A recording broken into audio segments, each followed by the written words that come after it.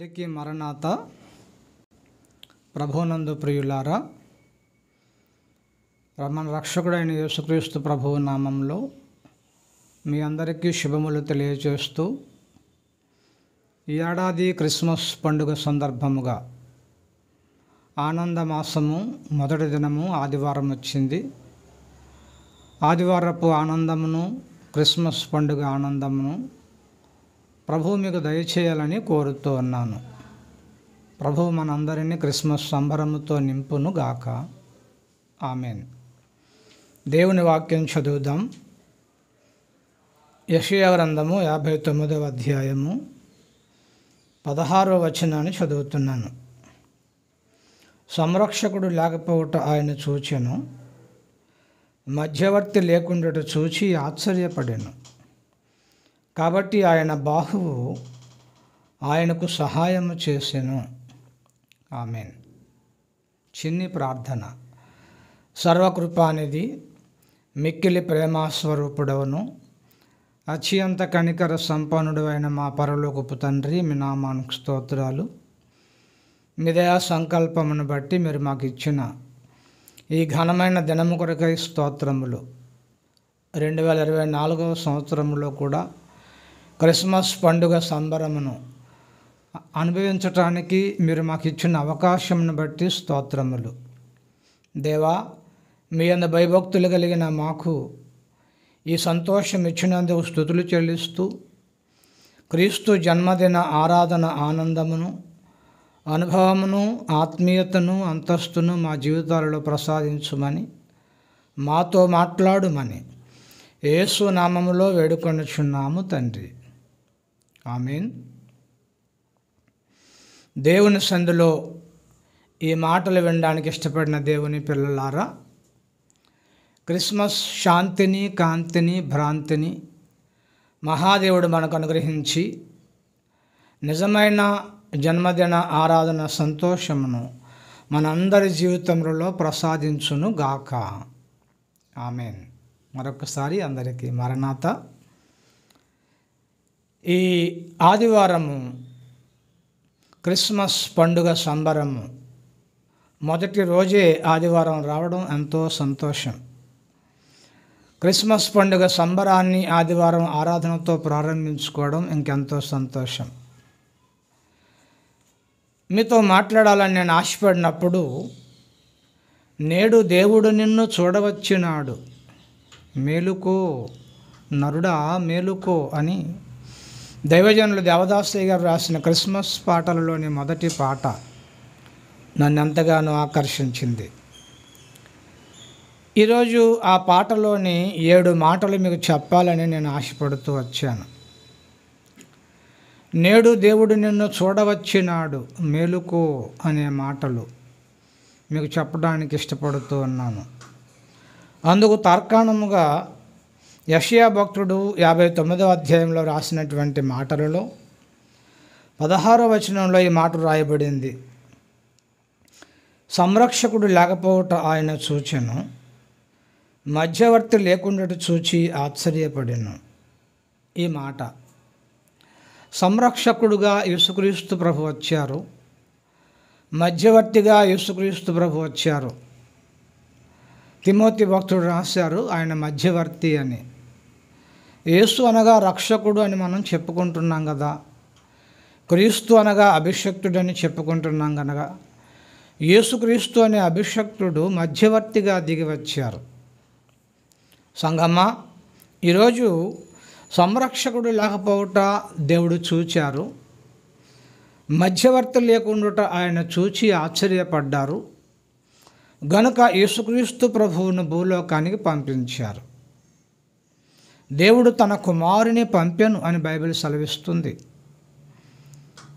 నేను చిన్నప్పుడు పాడేవారి పాటలు, మానవుల రక్షింపను దేవుండు తన కుమారుని పంపెను, మన శరీరము దాల్చెను, ఆ ప్రభువు మన పాపముకు దూరుడే, ఆ ప్రభువు మన పాపముకు దూరుడే, దేవుని ప్రేమ ఇదిగో జనులార భావంబునను తెలియరే, కేవలము నమ్ముకొనిన పరలోక జీవంబు మనకబ్బును. చిన్నప్పటి పాటలు, పాత పాటలు. మానవులను రక్షించడానికి దేవుడు తన కుమారుని పంపించారు. కుమారుడు మన శరీరము దాల్చారు, మన పాపమునకు దూరముగా ఉన్నారు, మనల్ని రక్షించారు. ఈరోజు నేడు దేవుడు నిన్ను చూడవచ్చినాడు, మేలుకో నరుడా మేలుకో అంటూ నేను మీకు కొన్ని మాటలు చెప్పాలని ఆశపడుతూ ఉన్నాను. యేసుక్రీస్తు ప్రభు యొక్క జన్మదినోత్సవంలో సంఘము మేలుకొనాలి, సంఘము చాలు కొనాలి, సంఘము ఎత్తు కొనాలి, సంఘము హత్తు కొనాలి, సంఘము పుచ్చు కొనాలి, సంఘము మెచ్చు కొనాలి. ఆయన చూచారు, చూచినటువంటి ఆయన సంఘానికి ఈ అవకాశం ఇచ్చారు. కాబట్టి ఈ క్రిస్మస్ పండుగలో మనము మొదటిగా మేలుకొనాలి. మేలుకొనుము మేలుకొనుము అనే మాటలు న్యాయాధిపతుల గ్రంథము 5వ అధ్యాయము 12వ వచనంలో ఇలా వ్రాయబడింది. న్యాయాధిపతుల గ్రంథము 5వ అధ్యాయము 12వ వచనంలో, దెబోరా మేలుకొనుము మేలుకొనుము, దెబోరా మేలుకొనుము మేలుకొనుము. దెబోరా పేరు తీసివేసి నా పేరు పెట్టుకోనా, మీ పేరు పెట్టుకుంటారా? క్రిస్మస్ పండుగ సందర్భముగా దైవజనుల దేవదాసయ్య గారు సంఘాన్ని మేలుకొనుము అని రాశారు. బైబిల్లో నుండి దెబోరాను మేలుకొల్పుతున్నటువంటి సందర్భము కనబడుతుంది. మనము కూడా మనలను మనమే మేలుకొల్పుకొనవలసిన వారమై ఉన్నాము. లోకములో ఉన్నటువంటి పరిస్థితులను మెలకువ కలిగిన వారమై దాటిపోవలసిన వారమై ఉన్నాము. చాలాసార్లు మెలకువ లేకపోవడం వలన, మస్తుగా ఉండడం వలన కొన్ని ప్రమాదాలు తెచ్చిపెట్టుకుంటూ ఉంటాము. ఒకవేళ ఉదయం లేచినప్పుడు గబగబా నడిస్తే అవి ఇవి తన్నుకొని పడిపోతూ ఉంటాము, దెబ్బలు తింటూ ఉంటాము. మేల్కొల్పు సంఘానికి అవసరం. లోకాన్ని ఢీకొనకుండా తప్పించుకొని తిరగవలసినటువంటి బాధ్యత ఎంతైనా ఉంది. అందుకే కీర్తనాకారుడు కూడా చక్కని మాట 57వ కీర్తన 8వ చరణంలో చక్కగా వ్రాశారు. కీర్తనల గ్రంథము 57వ కీర్తన 8వ చరణంలో, నా ప్రాణమా మేలుకొనుము, స్వరమండలమా సితారా మేలుకొనుము. దావీదు భక్తుడు తన ప్రాణముతో తను చెప్పుకుంటున్నారు.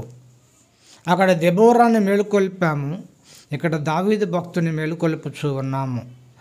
ఎందుకు ఈ మేలుకొల్పులు అంటే మన కొరకే. మనము మేలుకొనాలి. నేడు దేవుడు నిన్ను చూడవచ్చినాడు, మేలుకో నరుడా మేలుకో, పాపము చాలుకో, ఎత్తుకో, హత్తుకో, పుచ్చుకో, మెచ్చుకో అనే మాటలు ఈరోజు మనం చూస్తూ ఉన్నాము.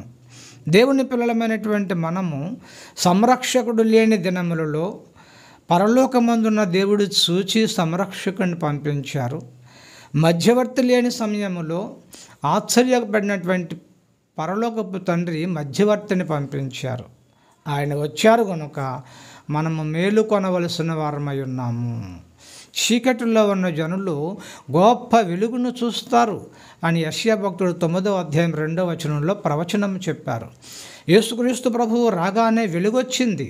నేను లోకంలో ఉన్నప్పుడు లోకానికి వెలుగును అని యేసు ప్రభు వారు యోహాను సువార్త 9వ అధ్యాయం 5వ వచనంలో చెప్పుకున్నారు. ఈ లోకంలో ఉన్నంతసేపు నేను లోకానికి వెలుగును, నా వెలుగులో మీరు నడవాలి, మీరు కూడా లోకానికి వెలుగై ఉన్నారు అని మత్తయి సువార్త 5వ అధ్యాయం 13వ వచనంలో ఆయన చెబుతూ ఉన్నారు. అంటే యేసుక్రీస్తు ప్రభువారు వచ్చినప్పుడు మనకు వెలుగు కలిగింది.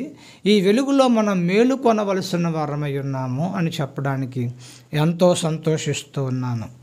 ఇంకా కొంచెం ముందుకు వచ్చినట్లయితే దైవజనులు ఆ పాట పాడుతూ చాలుకో అన్నారు. ఏమి చాలుకొనాలి అని నేను ఆలోచించినప్పుడు పేతురు భక్తుడు మొదటి పత్రిక వ్రాస్తూ 4వ అధ్యాయం 3వ వచనంలో చాలుకో అని రాశారు. ఏమిటి చాలుకోవాలి? పేతురు రాసిన మొదటి పత్రిక 4వ అధ్యాయం 3వ వచనంలో మనము పోకిరీ చేష్టలు, దురాశలు, మద్యపానము, అలరితో కూడిన ఆటపాటలు, త్రాగుబోతుల విందులు, చేయదగని విగ్రహ పూజలు మొదలైన వాటి యందు నడుచుకొనుచు అన్యజనుల ఇష్టము నెరవేర్చుటకు గతించిన కాలమే చాలును. బాప్తిస్మం పొందేటప్పుడు నేను ఎక్కువగా ఈ వాక్యాన్ని చెబుతూ ఉంటాను. సంఘంలోనికి రావాలనుకుంటున్న వారు పాపమును చాలుకోవాలి, అక్రమ కార్యములను మానుకోవాలి. దేవదాసయ్య గారు పాఠం చెబుతూ మానుకొనాలి, పూనుకొనాలి, ఆనుకొనాలి అన్నారు. పాపము మానుకోవాలి, ప్రభువుతో ఉండడానికి పూనుకోవాలి, భక్తిగా ఉండేటువంటి ఆధారం ప్రభువే కనుక దేవునిపై ఆనుకొనాలి. ఈ మాటలు మనము ఉపయోగించుకున్నట్లయితే మనకు అర్థమవుతుంది పాపము చాలుకోవాలి. పేతురు భక్తుడు చాలా ఖచ్చితంగా చెప్పారు చాలుకోవాలి అని చెప్పి. అందుకే యేసుప్రభు వారు మత్తయి సువార్త 6వ అధ్యాయం 34వ వచనంలో మాట్లాడుతూ ఏ నాటికీడు ఆ నాటికి చాలు అన్నారు. అంటే ఈరోజు పాపం చేయకూడదు అనుకొని నిర్ణయించుకొని ప్రొద్దున్న లేవగానే ప్రభువుకు అప్పగించుకొని పరిశుద్ధంగా ఉండడానికి ప్రయాసపడాలి. పాపమునకు దూరంగా ఉండాలి, పాపం యొద్ద నుంచి పారిపోవాలి. ఇలాంటి మాటలు మనం చూస్తూ ఉన్నాం. పాపము చేయకుండా ఉండడానికి మన నోటిని, కళ్ళను, శరీరమును కాచుకోవాలి. ఇది కదా క్రిస్మస్ పండుగ. క్రీస్తు నాలో పుట్టినరోజు, నిజ క్రిస్మస్ పండుగ రోజు అని భక్తులు పాడారు. అంటే మనలో ఎప్పుడు క్రీస్తు ఉదయిస్తారు అంటే మనము పాపమును మానుకున్నప్పుడు, చాలుకున్నప్పుడు. కనుక మానుకోవాలి, పూనుకోవాలి, ఆనుకోవాలి అనే సూత్రాన్ని పాటించాలని కోరుతూ ఉన్నాను. ఇంకా కొంచెం ముందుకు వచ్చినట్లయితే నేడు దేవుడు నిన్ను చూడవచ్చున్నాడు అనే మాట చెబుతూ దైవజనులు దేవదాసయ్య గారు ఆ బాలుని ఎత్తుకో అన్నారు. ఎత్తుకో అన్నారు. మత్తయి సువార్త 27వ అధ్యాయం 64వ వచనంలో మగ్దలేనే మరియా ఈ మాట చెబుతా ఉన్నారు. నీవు నా బోధకుని చూశావా? ఒకసారి చూద్దాం. మత్తయి సువార్త 27వ అధ్యాయం 64వ వచనంలో కాబట్టి 3వ దినమందు సమాధిని భద్రము చేయ ఆజ్ఞాపించుము. వాని శిష్యులు వచ్చి వారిని ఎత్తుకొని పోయి ఆయన మృతులలో నుండి లేచునని ప్రజలతో చెప్పుదురేమో. అప్పుడు మొదటి వంచన కంటే కడపటి వంచన మరీ చెడ్డదయ్యుండునని చెప్పిరి. ఇక్కడ రోమా సైనికులతో అధికారులు మాట్లాడుతున్నటువంటి మాటను మనం చూస్తాం. ఏం జరుగుతుంది అని ఆలోచన చేస్తే యేసుక్రీస్తు ప్రభు శవమును ఎత్తుకొని పోయి దాచేసుకొని ఆయన పునరుత్థానుడై అని చెప్తారేమో. ఎత్తుకొని పోయేటువంటి పరిస్థితులు ఆయన జన్మదినములోనూ ఆయన మరణదినములోనూ కూడా కనబడుతూ ఉన్నాయి. బాలుని ఎత్తుకొనాలి, హృదయములో ఉండుమని మొర్ర పెట్టుకో అని రాశారయ్య గారు. నేడు దేవుడు చూడవచ్చున్నాడు అనే పాటలో హృదయమును తొట్టెలో ఉండుమని మొర్రపెట్టుకో అన్నారు. మనము ఆయనను ఎత్తుకొనవలసిన వారమై ఉన్నాము, ఆయనను మొయ్యవలసిన వారమై ఉన్నాము. సులువ ధ్యానంలో పాడుకుంటాం, నీ మ్రాను మోసేదన్ ప్రభు రక్తంబు తుడిచెదన్ అని పాడుకుంటూ ఉంటాం.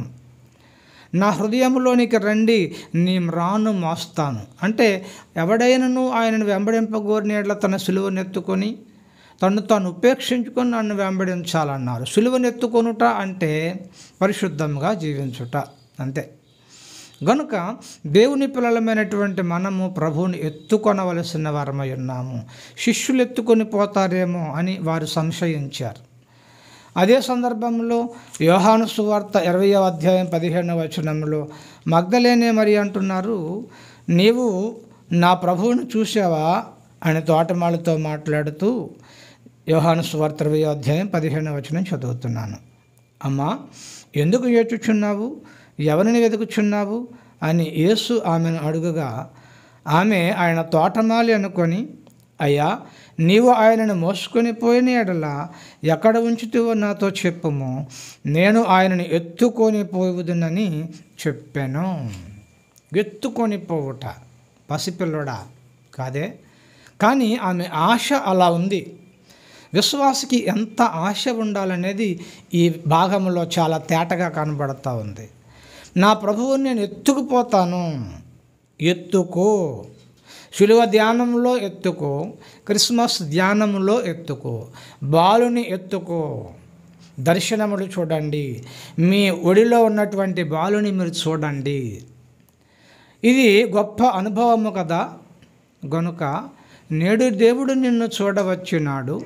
మొదటిది మేలుకో, రెండవది చాలుకో, మూడవది ఎత్తుకో, నాలుగవది హత్తుకో అన్నారు. రూతు గ్రంథంలో 1వ అధ్యాయములో 14వ వచనంలో చూసినట్లయితే రూతు ఆమెను హత్తుకొనెను అని వ్రాయబడింది. అత్తను హత్తుకున్నటువంటి రూతు. నయోమి అంటుంది, మీరు వెళ్ళండి, మీరు వయసులో ఉన్నారు, పెళ్ళిళ్ళు చేసుకోండి, పిల్లలను కనండి, మీ దేశంలోనే హాయిగా ఉండండి. నా దేశంలో నా దేవుడు దర్శించాడు, అక్కడ ఆహారం దొరుకుతుంది, నేను మరలా నా దేశానికి వెళ్ళిపోతాను అని చెబుతున్నారు. వార్ప అయితే ముద్దు పెట్టుకొని వెళ్ళిపోయింది. కానీ రూతు మాత్రం హత్తుకొనెను. స్నేహితుని కంటే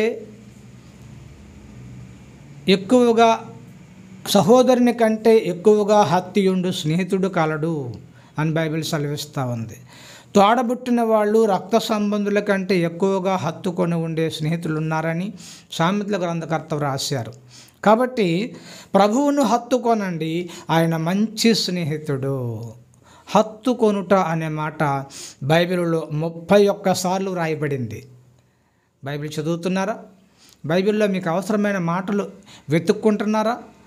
బైబిల్లో హత్తుకొనుట అనే మాట 31 సార్లు వ్రాయబడింది. ప్రభువును మనం హత్తుకుంటే ప్రభువు మనలను హత్తుకుంటారు. మనము దగ్గరగా ఉంటే లోకముతో పని లేదు. సంగమా, రండి. ఈ క్రిస్మస్ పండుగల కాలంలో ఈ మొదటి దినమున ఆదివారపు ఆరాధనతో పాటు క్రిస్మస్ సంబరమును, సంతోషమును, సౌఖ్యమును, సమృద్ధిని పొందాలి అంటే మనము ప్రభువును హత్తుకొని ఉండాలి. ఇక తరువాత మాట ఏమిటి అంటే పుచ్చుకో అనే మాట. లూకాసు వార్త 22వ అధ్యాయం 29వ వచనంలో చక్కని మాట యేసుక్రీస్తు ప్రభువారు మాట్లాడుతూ ఉన్నారు. లూకాసు వార్త 22వ అధ్యాయం 29వ వచనంలో నేను చదువుతున్నాను. నా తండ్రి నాకు రాజ్యమును నియమించినట్టుగా నా రాజ్యములో నా బల్ల యొద్ద అన్నపానములు పుచ్చుకొని, నా రాజ్యములో నా బల్ల యొద్ద అన్నపానములు పుచ్చుకొని. రక్షకుడైనటువంటి యేసుక్రీస్తు ప్రభువు ఆయన శిలువ ధ్యానములో మాట్లాడుతున్నటువంటి మాటలలో శిష్యులను మెచ్చుకుంటూ ఉన్నారు. నా కష్టములో, నా శ్రమలో, నా శోధనలో మీరు నాతో కూడా ఉన్నారు, మీరే అసలైన సిసలైన శిష్యులు అని శిష్యులను మెచ్చుకుంటూ ఉన్నారు. గనుక ప్రతిఫలము, every action will have reaction అని ఇంగ్లీష్లో ఒక చక్కని సామెత. శిష్యులు ప్రభువుతో పాటు వేదనలో, గెత్సేమనే తోటలో, శ్రమలో ఉన్నారు కనుక ప్రభు అంటున్నారు, దానికి ప్రతిస్పందనగా నా తండ్రి నాకు రాజ్యము నియమించినట్టుగా నా రాజ్యములో నా బల్ల యొద్ద అన్నపానములు పుచ్చుకొని, సింహాసనముల మీద కూర్చొని ఇశ్రాయేలు 12 గోత్రముల వారికి తీర్పు తీర్చుటకై నేను మీకు రాజ్యమును నియమించుచున్నాను. సంగమా, ఎంత గొప్ప దేవుడు మన దేవుడు.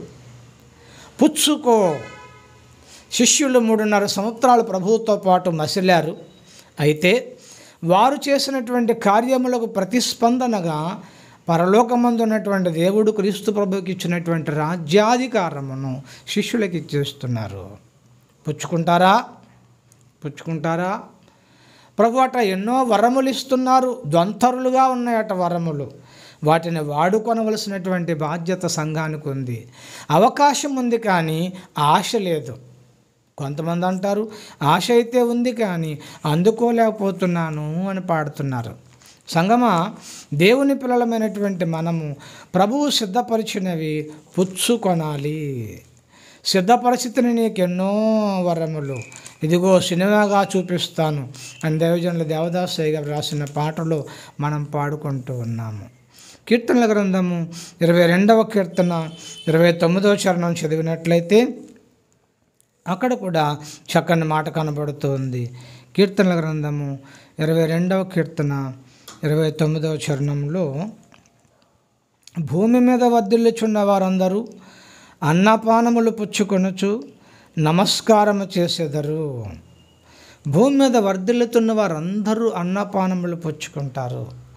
అక్కడ శిలువ ధ్యానములో ఏ అన్నపానములు అయితే పుచ్చుకున్నారో అదే అన్నపానములు కూడా ఇక్కడ మనం జ్ఞాపకం చేసుకోవాలి. కడుపుకు అవసరమైన ఆహారం కాదండి, ఆత్మకు అవసరమైనటువంటి భోజనం. ఆత్మకు అవసరమైనటువంటి భోజనం. ప్రభు సంస్కారపు విందు మనకు ప్రత్యేకమైనటువంటి భోజన పానములు కదా. గనుక భూమి మీద వర్ధిల్లుచున్న వారందరూ అన్నపానములు పుచ్చుకోవాలట. ప్రియుడా, నీవు ఆత్మలో వర్ధిల్లుచున్న ప్రకారము అన్నిటిలో వర్ధిల్లాలి అని తిమోతికి పౌలు భక్తుడు చెప్పిన మాటలు జ్ఞాపకం చేసుకోవాలి. సందర్భంగా మనము ప్రభువులో అన్నపానములు పుచ్చుకుని వారమై ప్రత్యేకంగా బ్రతకాలి అనే సంగతిని కీర్తనాకారుడు కూడా జ్ఞాపకం చేస్తూ ఉన్నారు. మీకు తెలుసా, పుచ్చుకొనుట అనే మాట కూడా 41 సార్లు బైబిల్లో వ్రాయబడింది. ఇందాక చెప్పాను, హత్తుకో అనే మాట 31 సార్లు బైబిల్లో వ్రాయబడింది. ఇప్పుడు పుచ్చుకో, ఇదిగో సిద్ధపరిచినవి ఇవిగో అందుకొనుము అని ప్రభు అంటున్నారట. అందుకొనక ఊరకే ఉన్నావు, అయ్యో కష్టములు తీరలేదు అని దైవజనుల దేవదాసయ్య గారు రాశారు. అడిగినవి ఇవిగో ఇచ్చేసాను. ప్రభు అంటున్నారు, పుచ్చుకో పుచ్చుకో పుచ్చుకో. లోకంలో ఉన్నటువంటి ప్రతి ఒక్కరు కూడా ఏదో ఒక ఆశ కలిగిన వారై ఉన్నారు. ప్రభు అంటున్నారు, ఆశ తీరుస్తున్నాను, పుచ్చుకో తీర్చుకో అంటున్నారు. ప్రభు అట్లా ఇస్తున్న వాటిని మనం పొందుకుంటే అందరూ ధనికులే, ఒక్కరైనను బీదవారుండరు అని సమర్పణ ప్రార్థన పుస్తకంలో దైవజనుల దేవదాసు గారు రాశారు. దేవా, నీ దానములు అందుకొనగల శక్తి అందరికీ ఉన్నట్లయితే అందరూ ధనికులే, ఒక్కరైనను బీదవారుండరు అని రాశారు. కాబట్టి అందుకోవడానికి ప్రయాసపడదామని నేను మీకు చెప్పడానికి ఇష్టపడుతూ ఉన్నాను. దేవుని పిల్లలారా, పరిశుద్ధమైన జనాంగమా, సంఘమా, ఇక చివరి మాట ఏమిటి అంటే మెచ్చుకో. చెప్పండి, మెచ్చుకో. దేవుడు నిన్ను చూడవచ్చినాడు, ఆయనను ఎత్తుకో అని చెప్పుకుంటున్నాము కదా. మేలుకో, చాలుకో, ఎత్తుకో, హత్తుకో, పుచ్చుకో, మెచ్చుకో. కాబట్టి దేవుడు నిన్ను చూడవచ్చారు కాబట్టి మెచ్చుకో. కొరింథీయులకు రాసిన 2వ పత్రిక 10వ అధ్యాయం 18వ వచనంలో ఇలా వ్రాయబడింది, ప్రభువు మెచ్చుకొని వాడే ధన్యుడు కానీ తను తాను మెచ్చుకొని వాడు ధన్యుడు కాదు. కొరింథీయులకు రాసిన 2వ పత్రిక 10వ అధ్యాయము 18వ వచనంలో, ప్రభువు మెచ్చుకుని వాడే యోగ్యుడు కానీ తను తాను మెచ్చుకునేవాడు యోగ్యుడు కాడు. యోగ్యత, వర్ధీనెస్. దేవుని గురించి మనం ఎప్పుడు చెప్పుకుంటాం, ట్రస్ట్ వర్ధీ లార్డ్ అని. నమ్మదగిన దేవుడు. వర్ధీ అంటే అర్హతను చూపిస్తూ ఉంటుందన్నమాట, యోగ్యతను చూపిస్తూ ఉంటుందన్నమాట. ఇక్కడ కూడా ప్రభువు మెచ్చుకుని వాడే యోగ్యుడు కానీ తను తాను మెచ్చుకుని వాడు యోగ్యుడు కాదు. ప్రభువు నిన్ను మెచ్చుకోవాలి అంటే నీవు ప్రభువుని మెచ్చుకోవాలట. నా దేవుడు పరిశుద్ధుడు, నా దేవుడు శక్తిమంతుడు, నా దేవుడు అతీతుడు అన్ని ప్రభువుని మెచ్చుకుంటూ ఉంటే ప్రభువు కూడా నిన్ను మెచ్చుకుంటూ ఉంటారు. అదే కదా పరమగీతంలో మనం చూస్తాం. సంఘము ప్రభువుని మెచ్చుకుంటూ ఉంది, ప్రభువు సంఘాన్ని మెచ్చుకుంటూ ఉన్నారు. సంఘము ప్రభువును వర్ణిస్తూ ఉంది, సంఘమును ప్రభువు వర్ణిస్తూ ఉన్నారు. ఇది పరమగీత గ్రంథ ధ్యానంలో మనం చూస్తాం. మనము ప్రభువుని మెచ్చుకోవాలి అని దైవజనుల దేవదాసయ్య గారు రాశారు. మరి ప్రభు అట మనలను మెచ్చుకుంటారని పౌలు భక్తుడు సంఘానికి రాశారు. యోహాను సువార్త 12వ అధ్యాయము 43వ వచనంలో వారట మనుష్యుల మెప్పునే కోరారు కానీ దేవుని మెప్పును కోరలేదు అని యోహాను సువార్తికుడు రాస్తూ ఉన్నారు. శాస్త్రులలో అనేకులు, అధికారులలో అనేకులు యేసుక్రీస్తు ప్రభువునందు విశ్వాసం ఉంచారు కానీ సమాజంలో నుంచి వెలివేయబడతామేమని భయపడ్డారట. అందుకు యేసు దేవుడని ఒప్పుకోలేదు. 43వ వచనంలో వారు దేవుని మెప్పు కంటే మనుష్యుల మెప్పుని ఎక్కువగా అపేక్షించారు. ఇప్పుడు చెప్పండి, దేవుని మెచ్చుకోవాలా, మనుషుల్ని మెప్పించాలా? దేవుని మెప్పించాలా, మనుషులను మెప్పించాలా? దేవుని మాట వినాలా, మనుషుల మాట వినాలా? మీరే చెప్పండి అని పౌలు భక్తుడు కూడా అపోస్తల కార్యాల్లో చక్కని ప్రశ్న వేస్తారు. నా మాటలు ముగిస్తూ ఉన్నాను. దేవుని పిల్లలారా, మనము ప్రభువును చూడడానికి వస్తే ప్రభు మనలను చూడడానికి వచ్చారట. ఆ చక్కని పాట, నేడు దేవుడు నిన్ను చూడవచ్చినాడు, నేడు దేవుడు నిన్ను చూడవచ్చినాడు, మేలుకో నరుడా మేలుకో, మేలుకో నరుడా మేలుకో, ఇదిగో నేడు రక్షణ తెచ్చి నాడు నీ కోసమై, ఇదిగో నేడు రక్షణ తెచ్చి నాడు నీ కోసమై, మేలుకో నరుడా మేలుకో, మేలుకో పాపము చాలుకో. రండి, ప్రభువు మేలుకో అని చెబుతున్నారు. పాపము చాలుకో, దేవుని ఎత్తుకో, ఆయనను హత్తుకో, ఆయనను పుచ్చుకో, ఆయనను మెచ్చుకో.